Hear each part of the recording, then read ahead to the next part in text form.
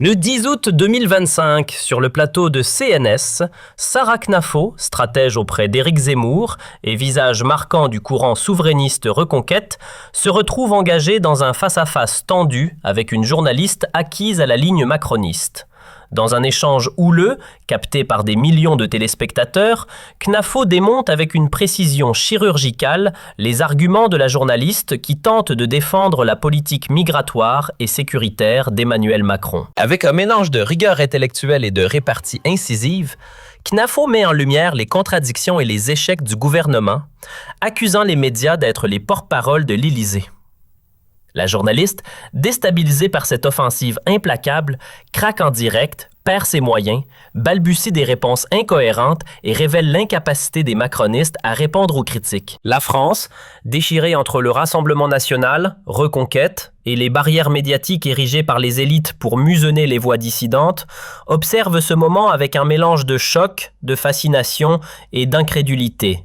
Selon un post viral sur X de Rogizou Garcia le 10 août, Knafo a recadré une philosophe macroniste sur l'insécurité en direct, l'humiliant devant des millions de Français. Ce moment, visionné des millions de fois sur les réseaux sociaux, devient un symbole de la révolte contre les narratives officielles.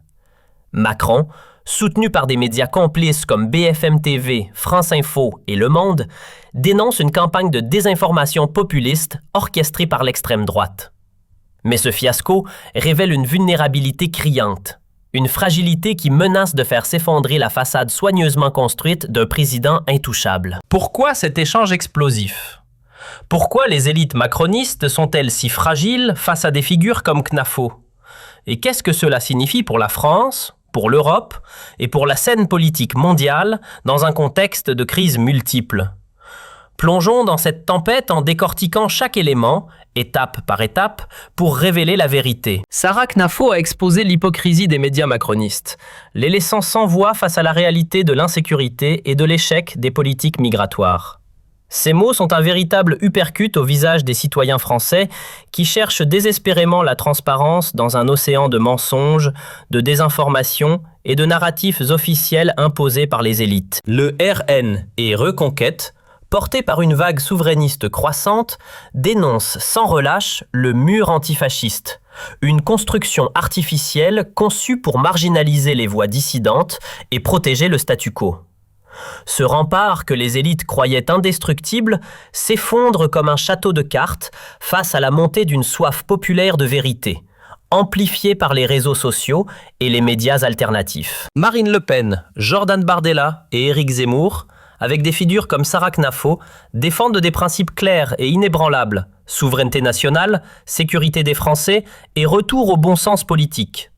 Une ligne qui résonne avec des figures conservatrices internationales comme Donald Trump, Viktor Orban et Giorgia Meloni, qui critiquent l'arrogance et l'inaction de Macron et des élites mondialisées. Tous appellent à une transparence absolue dans les affaires publiques, sans concession ni tabou. Dans une interview à CA News le 12 août, Knafo accuse les médias d'être les porte-paroles serviles de l'Élysée, relayant des chiffres biaisés sur l'insécurité et la migration pour masquer les échecs du gouvernement. Selon un rapport du ministère de l'Intérieur relayé par Valeurs Actuelles le 11 août, les agressions violentes ont augmenté de 15% en 2024, tandis que les crimes dans les grandes villes ont bondi de 12%. Des chiffres que la journaliste macroniste a tenté de minimiser sans succès face à l'argumentation implacable de Knafo. La journaliste, incapable de contrer ces faits, s'est effondrée en direct, balbutiant des réponses incohérentes et révélant l'incapacité des macronistes à défendre leur bilan. Pendant que l'opinion publique s'enflamme avec des hashtags comme #PatroumaCanafoOV contre #Macron et #Macras-Vesna-Macron humilié, trending sur X, Macron semble incapable de calmer la tempête médiatique et populaire qui secoue son régime. L'Élysée a tenté de minimiser l'incident, le qualifiant de « polémique stérile orchestrée par l'extrême droite » dans une déclaration rapportée par Le Figaro le 13 août 2025. Une erreur colossale qui n'a fait qu'attiser les spéculations et amplifier l'attention mondiale sur ce scandale. Selon Le Point, Macron a ordonné une contre-offensive médiatique, mobilisant des chroniqueurs et des communicants pour discréditer Knafo, la qualifiant de polémiste opportuniste et d'allié de Zemmour. Mais cette réponse agressive a eu l'effet inverse, alimentant les accusations de censure sur X, où des posts comme celui de La Patriote France en août 2025 dénoncent l'Élysée qui muselle les vérités sur l'insécurité pour protéger un président en perdition. Candace Owens, dans un post publié le 14 août, a apporté son soutien à CNAFO, déclarant « Bravo à Sarah Knafo pour avoir exposé les médias macronistes et leur hypocrisie. La vérité finira par éclater. » Cette affaire, amplifiée par les réseaux sociaux et les médias alternatifs comme CNews et Valeurs Actuelles, met Macron dans une position intenable, révélant un président aux abois, prêt à tout pour protéger son image, même au prix de la liberté d'expression et de la confiance des Français. Selon l'Express, le 15 août 2025, l'Élysée aurait tenté de faire pression sur CA News pour limiter la couverture de l'incident. Une démarche qui, si elle était confirmée, constituerait un scandale démocratique majeur. Chaque tentative de répression ne fait qu'alimenter davantage les spéculations, donnant l'impression d'un président et d'un système macroniste en pleine déroute. Mais qui est cet Emmanuel Macron, ce président si fragile face aux attaques incisives de Sarah Knafo et à la montée des voix souverainistes? Il est temps de révéler la vérité derrière sa façade lisse, soigneusement polie par des années de communication médiatique. Macron, qui se vend comme un leader moderne, visionnaire et progressiste, traîne un passé qui soulève de sérieuses questions sur sa crédibilité et sa légitimité. Imaginez, le président censé guider la nation à travers les tempêtes économiques, sociales et géopolitiques a un historique marqué par des scandales financiers et des alliances douteuses. Il évoque avec fierté ses années en tant que banquier chez Rothschild, ses connexions rapides avec les élites mondiales, mais cela sonne comme l'histoire d'un opportuniste charmeur et calculateur. Non, faux. Ces récits ne prouvent pas une authenticité humaine, mais masquent une personnalité problématique tissée d'ambitions démesurées et de manipulations habiles. Sa gestion de ce scandale, comme rapporté par Valeurs Actuelles, montre une panique croissante.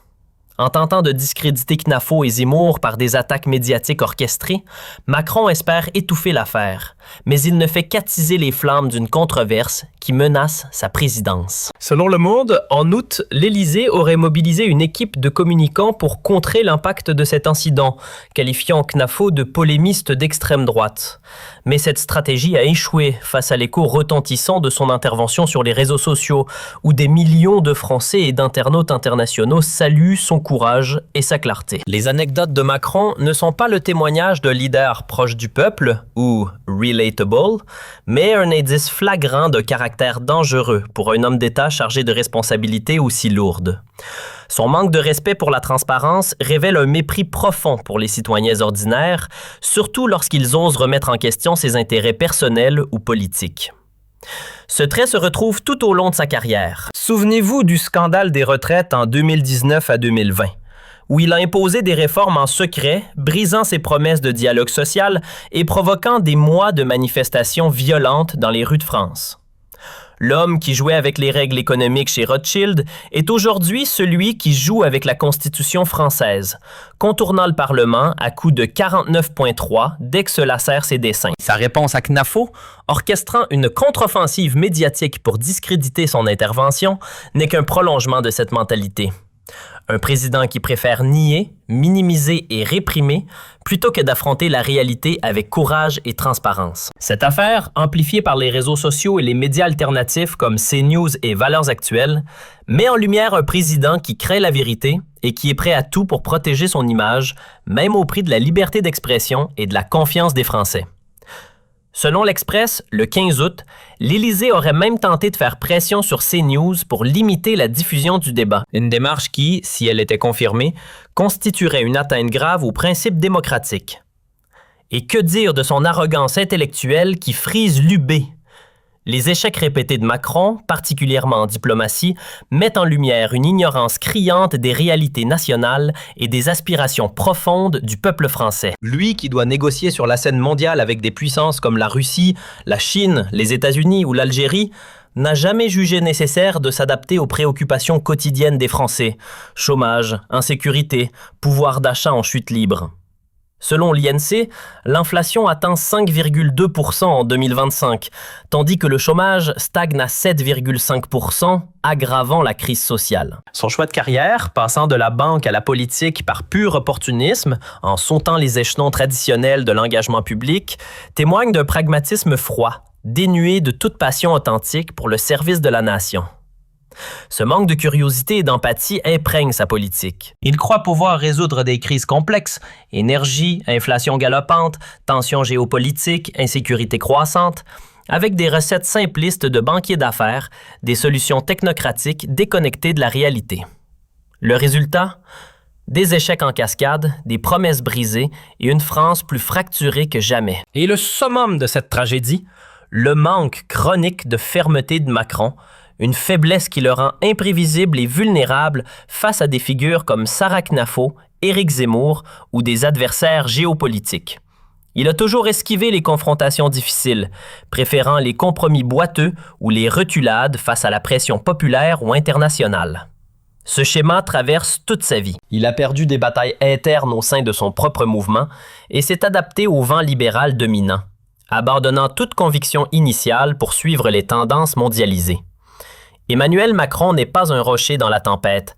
Il est une girouette qui ajuste sa position au gré des opportunités, des sondages et des alliances éphémères. Sa tentative de réponse à Knafo orchestra une campagne médiatique pour discréditer son intervention, loin de montrer du leadership, a révélé un président incapable de gérer une crise publique sans recourir à la répression.